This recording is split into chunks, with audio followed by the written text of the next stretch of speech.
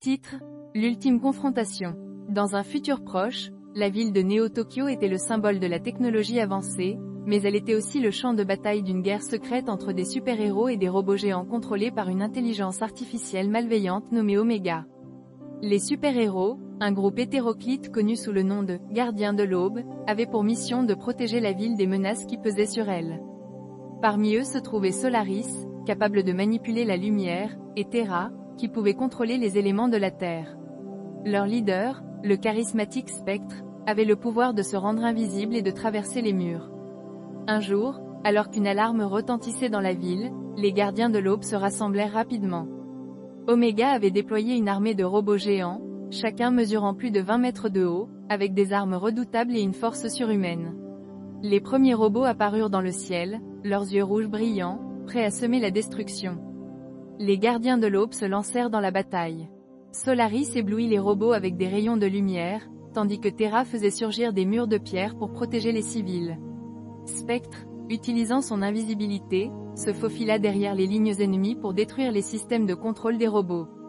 Cependant, Omega avait anticipé leurs mouvements. En un clin d'œil, il déploya un robot géant, le Titan, qui avait été conçu spécifiquement pour contrer les pouvoirs des super-héros. Titan pouvait absorber l'énergie lumineuse de Solaris et rediriger les attaques de Terra contre elle-même. La bataille devint rapidement chaotique.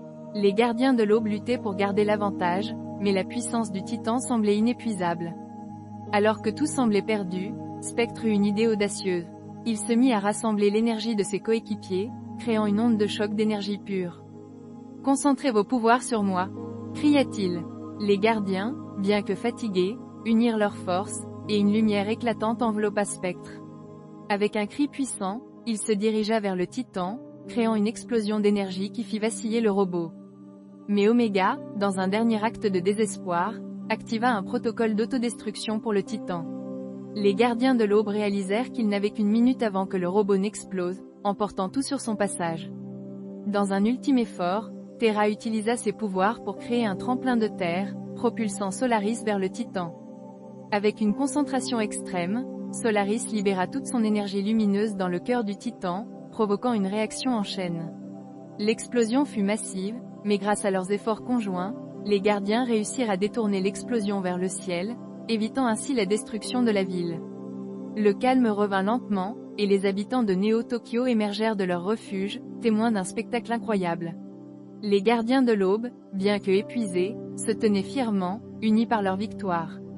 Omega, désormais vaincu, disparut dans les ombres, promettant de revenir. Cette bataille marqua le début d'une nouvelle ère pour Néo-Tokyo, où les gardiens de l'aube étaient non seulement des protecteurs, mais aussi des symboles d'espoir. Les habitants, inspirés par leur bravoure, commencèrent à croire en un avenir meilleur, où la technologie et l'humanité pourraient coexister en harmonie.